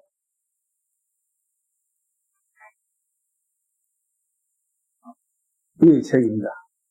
이 책이 Key of Truth 진리의 열쇠, 이게 아르메니아로 되어 있고 영어로 번역된 책. 놀랍게도 이미 이 책은 4세기, 5세기에 바울파 성도들이 가지고 있던 신앙 고백서를 문서로 남긴 거예요. 8세기에 기록되었고 그리고 18세기에 발견되어서 에치메이진 박물관에서 발견되어서 번역한 겁니다. 놀라운 것은 이들의 신앙 고백이 거의 개혁파 교회의 신앙 고백과 동일하다는 것입니다. 그거를 이제 찾아가는 겁니다. 정말 그런가? 라고 하는 사실이 지금 우리의 종교개혁의 근간이 되는 것입니다. 그래서 이들은 이 아르메니아는 이런 분명한 자신의 신앙 고백이 있었기 때문에 로마 교회의 가르침에 따르지 않았습니다. 어떻게 되냐면 아르메니아 순교사를 좀 봐야 됩니다. 아르메니아 교회는 이러한 분명한 신앙 고백을 가졌기 때문에 로마 교회로부터 엄청난 핍박을 받습니다. 특별히 데오도라, 비잔틴, 그때는 저 로마는 변두리였고 비잔틴이죠. 비잔틴 제국의 비잔틴 황후들은 이런 자신들의 가르침을 따르지 않는 아르메니아를 사실은 핍박을 합니다. 어마어마하게 이제 학살을 하는 그런 장면을 이제 보게 되는 것이죠. 여기 보게 되면은, 데오드로 황후 때입니다. 황후 때 20년 사이에 10만 명 이상을 죽입니다. 여러분, 그때 당시를 생각해 보세요. 10만 명이 죽습니다. 근데 이거는 서곡에 불과하였습니다. 10만 명이 죽어요. 그러나 서곡에 불과하였습니다. 이 박해 때문에 바울인들은 그들의 지도자를 세울 때 딱 두 가지로 결정합니다. 인격적인 흠격이 없는 것은 물론이고 순교의 십자가를 기꺼이 지고 나가길 결단한 사람이 목사의 자격이었습니다. 그러니까 당연히 이들은 처음부터 성경을 가지고 있었어요. 그리고 성품이 좋아야 되고 순교할 수. 이 두 가지 조건이 목사의 조건이에요. 왜냐하면 할아버지가 순교당하고 아버지가 순교당하고 아들이 순교당하고 손자인 자신도 순교당해야 돼요. 그 길을 기꺼이 가는 사람만이 목사로 세웠다는 거예요. 그러니까 목사가 된다는 건 뭐 한다는 거예요? 순교자로 간다는 거예요. 그래 되었습니다. 엄청난 사실이 되어지게 되는 거죠. 이러자 이 아르메니아 사람들은 사실은 이 땅에서 살 수가 없게 되었습니다. 8세기 후반에 보게 되면 이제 이 지역을 다스렸던 로마 이 제국들이 어떻게 하는가? 아르메니아 이 사람들을 강제로 이주시킵니다. 그거를 알드우드 기본에 이렇게 기록을 해놨어요. 여기 보게 되면 8세기 중반 코프로니모스, 제목이 똥을 가진 사람이라는 뜻입니다. 별명을 불린 이 콘스탄티누스가 아르메니아 정벌에 나섰다가 이들을 발견하고 감사하게도 처벌하진 않고 이들을 유프라테스 강변에서 콘스탄티노플과 트라카야로 이주시켰다라고 합니다. 트라카야로 이주. 트라카야가 어디냐면 트라카야가 여기입니다. 트라카야, 요 지역이 트라카야. 여기가 터키고 지금요. 여기는 마드리 해협이죠. 여기가 그리스 옆에. 오늘날 얘기하면은 보스니아 이런 지역이 되겠죠. 코소보 다 있잖아요. 세르비아, 루마니아, 불가리아. 요 지역으로 자, 여기가 어디냐면은 아르메니아입니다. 이 아르메니아 지역에서 이들을 바울파 성도들. 그러니까 아르메니아 교회 안에도 여전히 로마 교회를 따르는 사람이 있었단 말이에요. 그렇겠죠. 권력이 항상 있잖아요. 그 말고 우리는 진리의 열쇠에 따른 신앙 고백을 325년 니케아 공의회, 341년 에베소 공의회 신앙 고백을 따르면서 우리는 신앙생활 하겠다. 우리는 그런 사람들, 바울파 신앙이. 그들이 이쪽으로 강제 이주를 당합니다. 이게 하나님의 섭리예요. 왜 그러냐면 이쪽으로 불가리아로 가고 그리스로 가고 그 다음에 이쪽으로 넘어서 프랑스 북부, 프랑스 남부, 이탈리아 북부로 갑니다. 여기에 이쪽으로 잘 흩어지는 거예요. 그래서 불가리아로 가서 보구밀 지역에서 이들이 복음을 전합니다. 거기에서 예수님을 받아들여요. 보구밀인이라 그래요. 그들이 바로 헝가리에 또 복음을 전합니다. 헝가리 지역에 복음이 들어갑니다.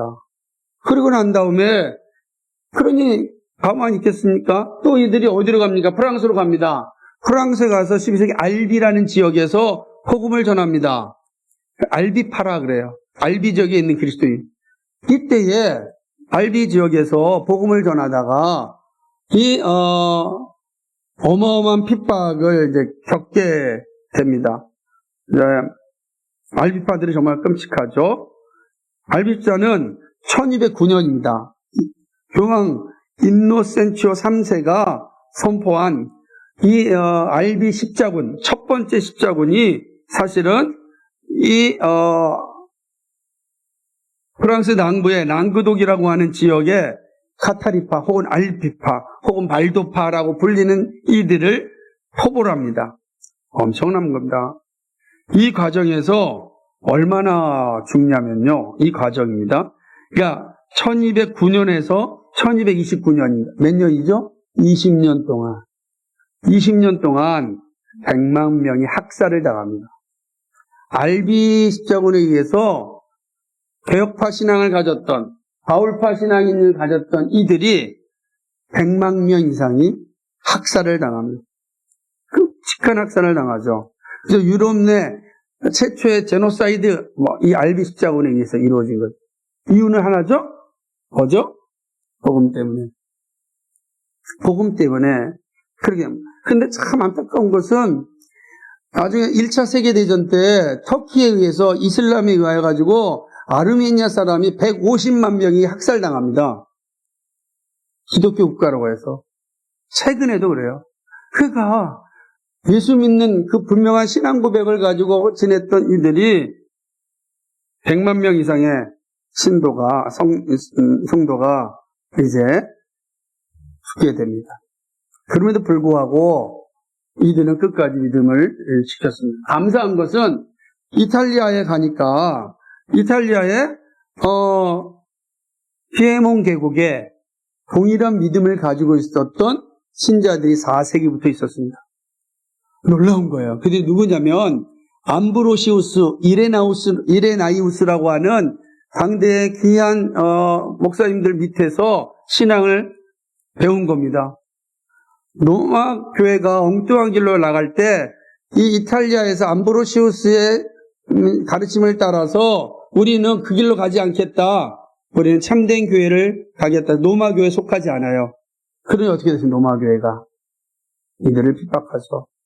그래서 이들이 끔찍한 박해를 받고 어디로 피신을 하냐면 피에몬테 계곡, 이탈리아 북부에 있는 피에몬 계곡으로 다 갑니다. 여러분, 지금도 이탈리아 그 북쪽의 그 알프스 계곡은 정말로 춥습니다. 그리고 너무 험합니다. 근데 그곳으로 들어갑니다. 그곳에서 이제 믿음 생활하고 견디고 있었어요. 그런데 그러면서 놀랍게도 거기에서도 선교사들을 다 보냈어요. 다 지역으로 선교사를 보냈어요. 선교사 간 겁니다. 그러다가 알비의 십자군에 의해서 1200년에 어마어마하게 핍박을 받고 죽음을 당하게 되니까 이 알비 지역에 있던, 프랑스 알비 지역에 있던 사람들이 어디로 가는가? 다시 이들이 발도파가 있다고 하는 피에몬트 계곡으로 피신을 합니다. 그래서 13세기가 되면 피에몬트 계곡에 다 모입니다. 어떻게 모이죠? 바울파 성도들이, 복음일파 성도들이, 알비파 성도들이, 그리고 발도파 성도들이 이탈리아 북부 피에몬트 계곡에 다 모여요. 그리고 거기 모이면 로마 교회가 가만히 있겠습니까? 엄청난 핍박을 하고 계곡까지 와가지고 죽이는데 끔찍하게 죽입니다. 산 위에서 다 밀어 던져서 죽이고 그런 과정을 갖게 되는 겁니다. 이렇게 되는 거죠.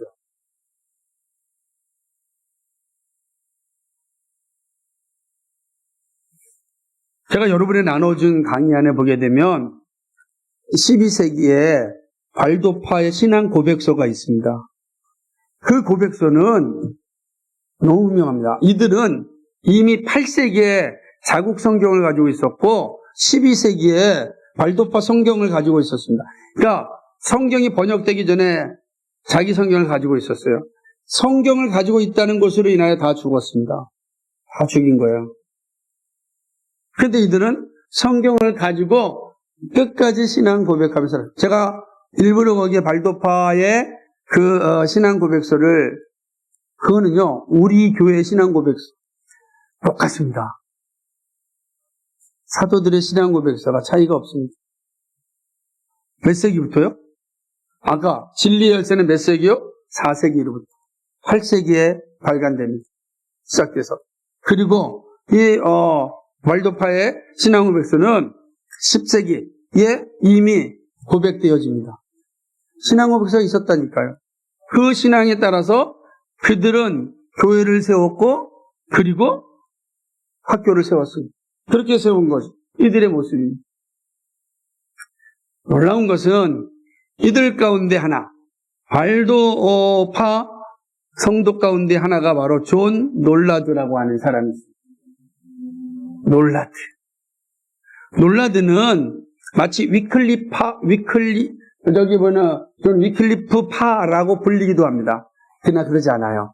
이미 이전에 발도파의 선교사 중 하나가 놀라드입니다. 그 놀라드가 이제 프랑스에서 영국으로 갑니다. 그 사람은 요한계시록 주석도 쓴 분입니다. 놀라드. 가서 거기서 복음을 전하다가 순교를 합니다. 그 놀라드의 순교는 그렇게 끝나지 않고 그 당시에 위클리프가 이 놀라드의 신앙을 발도파의 신앙을 받아들입니다. 그러면서 이 위클리프가 성직 제도를 비판하고 로마 교육을 비판하고 그리고 성경을 번역합니다. 지금도 위클리프 번역 성경가 있잖아요. 그죠? 성경을 번역. 그들이 누구죠? 바로 바울파, 그 다음에 알비파, 발도파의 후예들입니다. 위클리프가 그걸 받아들여요.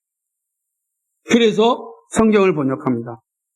위클리프의 무덤도 예전에 한번 보여준 적이 있었는데, 그렇게 돼서 위클리프가 발도파의 신앙 고백을 받아요.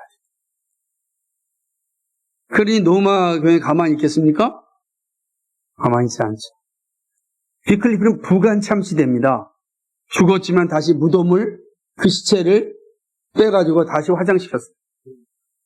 얼마나 위클리프가 문제인지. 놀란 거는 위클리프와 함께 따랐던 놀라드파, 그들은 이 성경 중심의 신앙, 그들의 핵심이 오직 성경이었어요. 우리는 성경이 가르치는 대로 산다.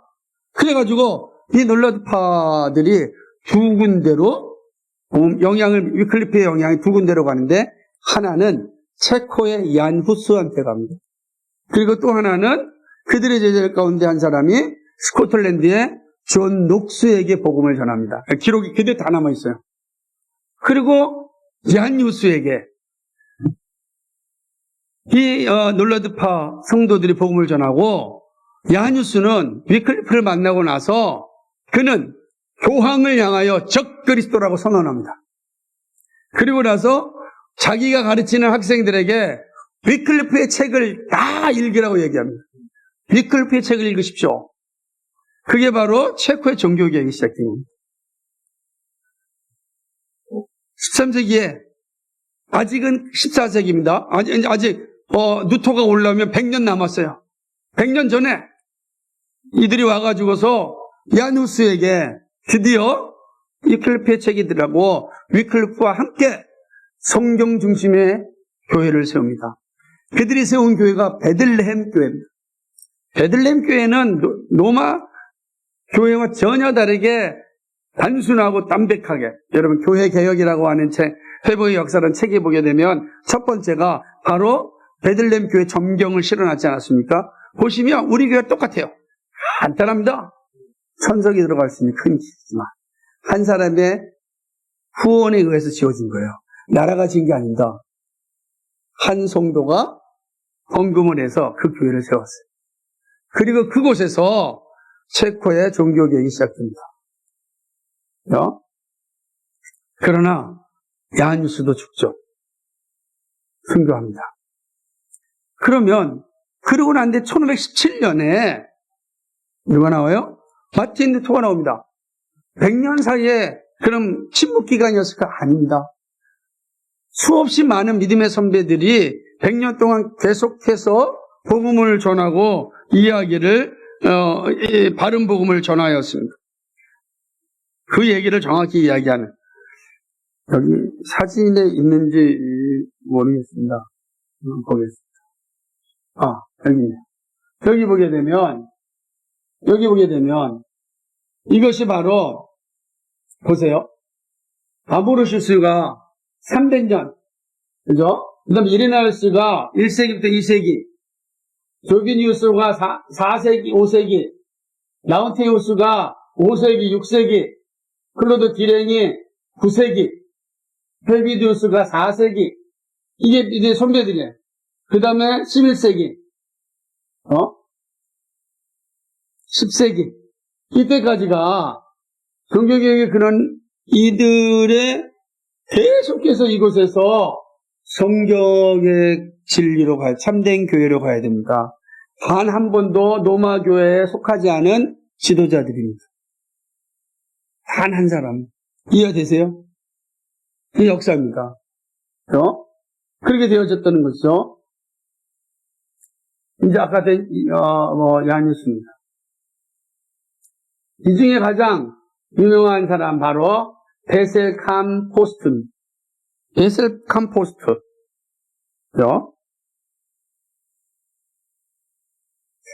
루터가 이렇게 이야기합니다. 베셀 캄포스트가 말한 것, 그 모든 것은 다 나의 생각, 내가 말해 동일하다라고 이야기하는 것이죠. 이렇게 얘기합니다. 1520년에 베셀의 저서를 확인하면서 그의 저서 서문에 내가 그의 저서를 좀 더 빨리 읽었더라면 내 원수들은 내가 그에게서 모든 것을 가져왔다고 했을 것이다. 1520년에 이제 책이 발간됐을 때 이렇게 이야기하는 겁니다. 그러니까 루터가 새로운 걸 얘기한 것이 아니라 이미 믿음의 선배들이 곳곳에서 루터가 전하였던 복음을 다 전하였습니다. 루터와 종교개혁자들은 이렇게 고백을 합니다. 이 고백이 참 의미심장한 겁니다. 이렇게 얘기합니다. 여러분 기록되어 있지 않았지만 제가 거기 있을 수 있어요. 조금씩. 루터가 이렇게 합니다. 발도인들은 모든 인본적인 교리들을 내버리고 주의 법의 능력이 있음을 알며 주야로 성경을 묵상한 성경의 특별한 전문가들이었으며 성경에 매우 정통한 사람들이었다. 발도인들이. 그때 고백을 합니다. 웨콜 람파디우스라고 하는 유명한 종교개혁자는 이렇게 얘기합니다. 우리는 여러분의 신실한 목자인 조르주 모레를 통하여 여러분의 믿음과 여러분이 선포한 신앙 고백을 매우 만족스럽게 배웠습니다. 적그리스도가 엄청난 권세로 전 세계에 무지함을 퍼뜨린 가운데 여러분을 큰 빛으로 부르신 자비로우신 하나님께 감사합니다. 이 적그리스도, 이 로마교회가 이 무지함을 퍼뜨린 가운데 빛을 가지고 있었던 칼빈에게 가장 목회적 영향을 줬던 마틴 부처는 이렇게 얘기합니다. 발도인들에게 이렇게 편지를 합니다. 이 시대에 하나님의 진리의 큰 지식으로 오늘날까지 여러분을 보존하신 하나님을 찬양합니다. 피에몽 누체론 개혁의 비노 목사는 발도인들의 삶 규범 종교에 관한 논문을 통해 발도인들이 거룩한 삶을 살고 거룩한 대화를 하며 훌륭하게 행동하고 악을 대적하는 사람들임을 증언해 주었습니다. 놀라운 거죠. 스위스의 종교개혁자 하인리 블링거는 이렇게 얘기합니다. 계시록 설교 서문에서 발도인들에 관해 이렇게 기록합니다. 400년 그 이상 동안 프랑스, 이탈리아, 게르만, 폴란드, 보헤미아와 기타 여러 국가에서 발도인들은 예수 그리스도의 복음을 증거했고 그들의 신앙 고백을 계속 이어왔다. 분명하지. 그리고 그들은 교황이 적 그리스도임을 지속적으로 고발하였다. 그렇습니다. 데로드 베자는 뭐라고 얘기합니까? 나는 발도인들을 원시적이고 순결한 그리스도 교회의 후손이라 부른다. 그렇습니다.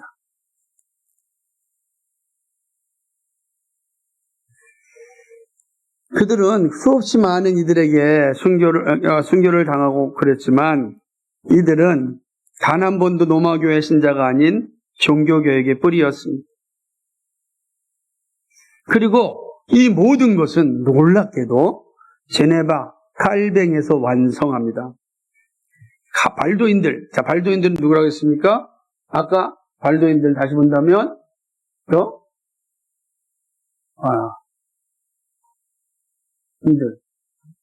맞습니다. 발도인들이 시작을 했습니다. 그들의 신앙 고백은 이미 4세기, 8세기, 12세기에 다 완성되었어요. 신앙 고백. 그런데 그 고백은 칼빈에 와서 이제 멈춥니다. 왜 그러냐면 1532년 9월 12일 발도인들의 총회인 상포랑 회의가 열립니다. 그리고 이 회의에서 결정을 합니다. 이 결정은 오늘날 프랑스 위구노들에게도 계속 이어지고 있습니다. 상포랑 회의를 통하여 발도인들은 결정합니다. 이제 우리는 순회 설교자로 사는 것을 포기하고 지역교회 목사로 지역교회를 세우는 것으로 결정합니다. 그리고 올리베탕이라고 불렸던 피에르 로베르에게 프랑스어 성경을 번역을 요청합니다. 놀랍죠? 이미 발도인들은 8세기에 번역한 성경과 발도가 번역한 12세기 성경을 가지고 있었지만 좀 더 쉽게 모두가 알 수 있도록 자국어에 충실한 성경을 요청합니다. 그리고 1558년에 프랑스 개혁교회 총회가 제네바 교회의 모델을 총회 제도로 수용하였습니다. 장로교 제도가 세워지게 된 거죠. 그리고 1559년에 프랑스 신앙고백서를 채택합니다. 동일합니다. 프랑스 신앙고백서나 발두인의 신앙고백서나 그리고 프랑스 신앙고백서는 거의 다 칼빈의 기독교 강요를 중심으로 세워졌습니다. 같은 교리죠. 그렇게 되어지는 거죠. 그래서 켄트 주교 닌다 누스는 1560년입니다. 로마교회 교리를 변호하는 자신의 책에서 이렇게 얘기합니다. 장 깔뱅은 발도인들의 교리를 상속했다. 딱 선언합니다. 연대기학자인 예수회의 피에르 고티에, 예수회는요, 아주 칼빈을 그 예수회가 만든 성모 마리아 동상을 보게 되면 마리아가 발로 그의 어떤 이의 머리를 짓밟고 있는 그런 석상이 있어요. 도미니크스 안에. 그 머리에 짓밟고 있는 게 누구냐? 칼빈이에요. 칼빈의 목을 밟고 있어요. 그걸 또 교회당 전면에다가 만들어 놨어요. 예수회가 그런 거예요. 그런데 그 예수의 학자인 피에르 고티에가 이렇게 이야기합니다. 도표로 작성하면서 발도인들과 칼뱅의 교리가 서로 일치한다. 얘기하는 겁니다. 교황 비오 2세는 칼뱅이 가르친 교리는 발도인들의 교리와 동일하다. 선언했어요. 아예. 프랑스 유명 역사학자인 프랑스와 웨드는 발도인들은 칼뱅주의자들이라 불리는 사람들과 거의 동일한 의견을 가지고 있다라고 이야기합니다. 다 동일하다는 거예요. 베네딕토의 수도사인 질베르 게네브라는 사람이 이렇게 얘기합니다. 로마교회의 전통을 고부했던 티랭의 클로드와 그의 추종자들의 교리는 칼뱅주의 교리와 동일하므로 발도인들은 곧 칼뱅주의자다. 이게 누가요? 로마교회의 신학자들이 고백한 겁니다. 독일의 역사학자, 독일 로마교회 요하네스 얀센은 이렇게 얘기합니다. 칼뱅주의는 투르의 베렌가리우스, 발도인들, 피카데리인들, 알비인들, 위클리프와 같은 고대 이단들의 교리를 차용했다. 그렇습니다. 발도인들 교회 총회장을 지낸 페어랑이 이렇게 고백을 합니다. 발도인들은 칼뱅의 종교교육의 길을 열었으므로 발도인들 교회는 어머니 교회가 된다. 우리는 칼뱅의 칼뱅의 종교를 받으려고 칼뱅의 가르침을 따르고 있는 교회입니다. 그러므로 우리의 어머니는 누구죠? 발도인들입니다. 발도인들의 근원이 어디가 있습니까? 아르미냐, 바울 교인들입니다. 우리의 뿌리가 여기 있다라고 하는 것이죠. 더 놀라운 것은 장로주의 뿌리도 거기에 있습니다. 여기 보세요. 저는 이제 여기에서 참 놀라운 건데 장로교의 뿌리가 어디에 있는가? 사무엘 밀러라고 하는 프린스턴 대학의 교수였던 분, 장로교 역사를 가르쳤던 분이 사무엘 밀러입니다. 그래서 장로주의 역사, 장로의 정치 역사를 공부하려면 반드시 사무엘 밀러의 책을 통과하지 않으면 안 돼요. 그만큼 중요한 분입니다. 그런데 이렇게 이야기합니다. 그러니까 바울인들과 발도인들은 공통의 기원과 동일한 신앙을 가지고 있었다. 장로주의 뿌리. 그러면서 오늘날 장로주의의 뿌리는 어디에 있었는가? 이렇게 얘기합니다. 이렇게 사도적 교회 질서의 모델에서 벗어난 모습이 보편적이었다고 생각해는 안 된다. 겸손하게 한 걸음 물러난 상태에서 교리뿐만 아니라 원래의 실리체계를 충실하게 증언하는 진리의 증언들도 있었습니다. 7세기에 순진한 마음을 가진 바울파들은 수직적 성직체계가 범한 위법사항에 대하여 증언했습니다. 그리고 얼마 지나지 않아 발도파와 알비파가 그들의 뒤를 이어 장로교의 단순성을 해친 모든 것에 대하여 더 분명하고 격렬하게 항의했습니다. 그러므로 장로주의 뿌리가 어디 있다는 거예요? 바울과 발도파에 있다는 겁니다. 놀랍죠? 이게 되는 것입니다. 옥스퍼드 대학의 신학 교수였던 레이놀즈 목사가 이렇게 글을 보냈습니다. 저는 이게 참 은혜스러운데요. 이렇게 얘기합니다. 과거 500년 동안 교회 개혁을 위해 노력한 모든 사람은 주교 혹은 사제로 불렸던 모든 목회자가 동등한 권위와 권세를 부여받았다고 가르쳤습니다. 이들 중에는 먼저 발도파가 있고 다음으로는 파타비뉴스가 있으며 이어서 위클리프와 그 제자들, 그리고 후스와 후스파들, 마지막으로는 루터, 칼빈, 불링거, 무스쿨스도 있었습니다. 하나의 뿌리다라고 하는 거, 하나의 뿌리 말씀을 맺겠습니다. 여러분 이제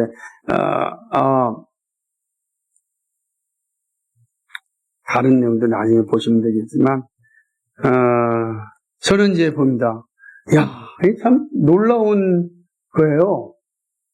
놀라운 거. 생각해 보세요. 아르메니아에서 시작된 복음이 어디로 갔어요? 유럽으로 가서, 그죠? 근데 보세요. 아르메니아는 어디서 시작됐어요?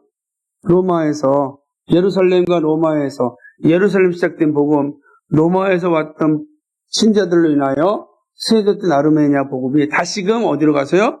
로마로 가서 로마를 점령했습니다. 그리고 그것은 기억하신 거는 이 지역 전체가 야벳의 자손들이었습니다. 하나님께서 야벳을 창대케 하였습니다. 그리고 그곳에 셈족들을 가서 거하게 하였습니다. 그리고 그곳에 유대인 회당을 만들었습니다. 1세기에 예수님을 통해서 그들의 복음을 증거되었습니다. 여러분 잘 아셔야 되는 게 사도행전에 보게 되면 오순절 성령 사건 때 거기에 왔던 수많은 민족들이 있습니다. 거기에 갑바도기아 사람들이 나옵니다. 아시아 사람들이 나옵니다. 본도 사람이 나옵니다. 로마 사람들이 나옵니다. 도대체 그들은 누구였는가? 사도 바울은 왜 5사람이 그 뛰어난 가문의 사람이 로마로 가지 않고 예루살렘에 와서 공부했는가? 이미 다소도 다 아르메니아 영역 가운데 있었습니다. 그리고 이 시대는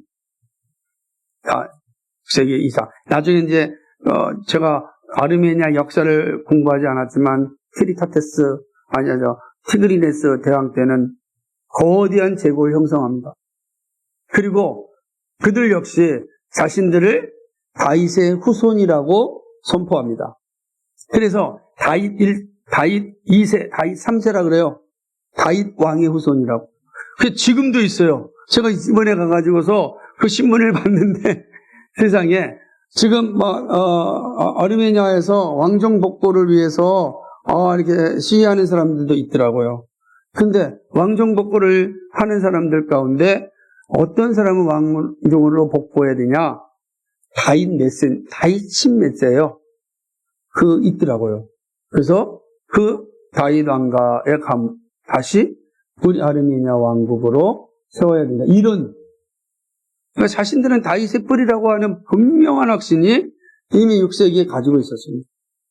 그들이 흐르고 와서, 그리고 그들이 이 야벳의 땅에서 번성하였습니다. 그리고 하나님께서 하나의 교회, 거룩한 교회를 세우기 위하여 준비하셨습니다. 멀고 멀고 돌아서 온 것 같지만 오늘날 개혁교회로 우뚝 설 수 있었던 건 하나님의 위대한 섭리였다. 그러므로 우리의 뿌리는 어디에 있다? 그죠? 사도교회에 있다는 사도교회. 사도들에 있는 거죠. 그래서 지금도 아르메니아는 자신들의 교회 이름을 사도교회라고 그럽니다. 아르메니아 사도교회. 러시아에 점령당했을 때 러시아 정교회로 전부 다 들어갔습니다. 그래서 조지아도 정교회라 그래요. 그리고 일부 아르메니아도 정교회라고 그랬습니다. 그러나 지금 다시금 아르메니아도 사도교회로 회복을 위하여 지금 노력하고 있다고 하더라고요. 그들이 많이 실패하였던 모습도 있지만 그러나 하나님께서는 이러한 위대한 역사, 그러니까 우리의 역사가 단순히 서방으로부터 이루어진 것이 아니고 전체를 통해서 이루어졌다.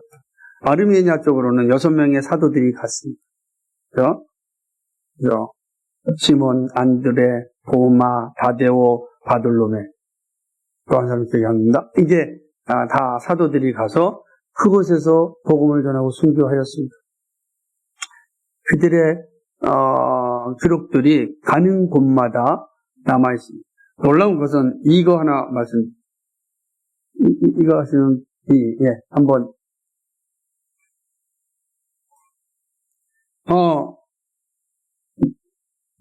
이거는 어떤 것 같습니까? 이게 아르메니아 국보입니다. 예수님의 허리를 찌른 창이다. 이게 누가 가져왔냐? 아르메니아 교록에는 유다 다데오 사도가 이걸 가지고 옵니다. 그래서 재밌는 거는 거기에 이 창이 가는 곳마다 그러니까 교회의 이름이 바뀝니다. 다른 이름에다 이 창이 머물면 이름으로 바뀌죠. 여기는 안이라고 하는 지역의 교회입니다. 안이는 얼마나 아르메니아 사람들이 복음에 충실했냐면 이 안이라고 하는 지역에는 1000개의 교회가 있었습니다. 지역 안에 1000개의 교회. 안이에는 3가지가 없습니다. 뭐가 없냐? 걱정이 없어요. 집, 먹는 거, 일. 여기는 오면은 다 집을 주고, 그 다음에 오면은 먹는 거 전혀, 외진이 온다 할지라도 다 주는 지역입니다. 아니. 그래서 아르메니아 사람들의 이름 가운데 안이라고 하는 이름이 너무 많아요. 그 영광을 소망하는 거죠. 그리스도가 통치하는 나라, 그 한 지역에 1000개의 교회가 있었고, 그리고 그곳은 가난한 사람이 없었어요. 굶어 죽는 사람이 없었어요. 추위 때문에 죽는 사람이 없는. 그래서 이 아르메니아 박물관에 가면 이 안이 모형도가 크게 만들어놨어요. 이 아르메니아 국유관. 왜냐하면 그들은 지금도 그 나라를 소망하고 있다 그러더라고요. 아르메니아라고 하는 지역은 단순하게 한 나라로 보는 것이 아니라 창세기 9장 27절로 흘러내려온 그 속사의 역사, 그리고 301년부터 준비되어진 그 종교개혁의 역사가 하나의 물질로 이어지는 것이고, 그것은 저는 창세기 9장 27절의 예언의 성취다라고 보는 거죠. 그래서 오늘날의 그 역사의 정점에는 바로 바빌론인들이 고백하였던 칼빈의 개혁신학이 있는 거고, 오늘도 프랑스에서는 미션 디모데라고 하는 미군인들의 후예들이 자신들의 선배들과 동일한 방법으로 교회를 세우고 그다음 목회를 합니다. 예? 여러분 참 보시면 됩니다. 미션 디모데의 아름다움은 뭐냐면 거기는 목회자들 간의 위계관계가 없습니다. 모든 목회자들이 동일한 사례를 봤어요. 평균이죠. 평균 사례를 봤어요. 그리고 사랑 공유하면서 그곳에 살아갑니다.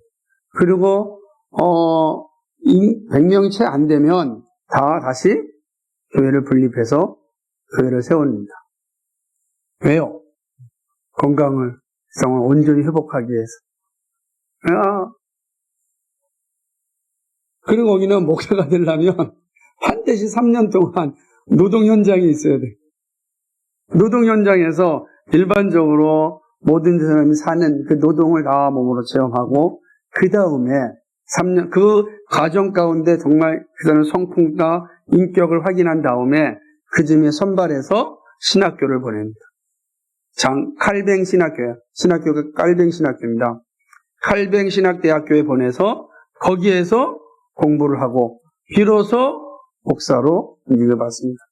그러나 그 목사의 임직은 아주 평균적으로 모든 목사들이 다 동일합니다. 제가 표준사례비 운동을 하고 있는데 그때마다 제가 이 미션 디모데의 위군호들의 사례를 계속해서 얘기합니다. 우리의 선배들이다. 우리의 믿음의 선배들은 이렇게 하는데 우리가 같은 신학을 가지고 있는 우리가 왜 못하겠느냐 라고 얘기할 때 저는 이들이 있었기 때문에 말할 수가 있지 않는가. 언젠가 이 일이 이럴지는 모르겠지만 99.9% 다 저한테 불가능한 겁니다 라고 얘기했어요. 한 사람도 가능하다 본 사람. 그러나 그럼에도 불구하고 앞선 선배들이 그렇게 살아왔는데 가능할 수 있지 않겠습니까? 제가 안 되면 누구라도 이 일들을 해서 교회의 타락을 막아야지. 교회가 살아야 우리가 사는 겁니다. 교회가 개혁돼야 나라가 사는 거지. 그게 바로 오늘 아라렛에서 비텐베르크까지의 긴 여정이었습니다. 제가 다 말씀드리지 못한 내용들 사진과 함께는 이제 아마 조지아 편까지 다 쓰면 책으로 나오시면 그 내용을 보면 좀 더 현장감 있게 또 볼 수 있지 않을까 생각합니다.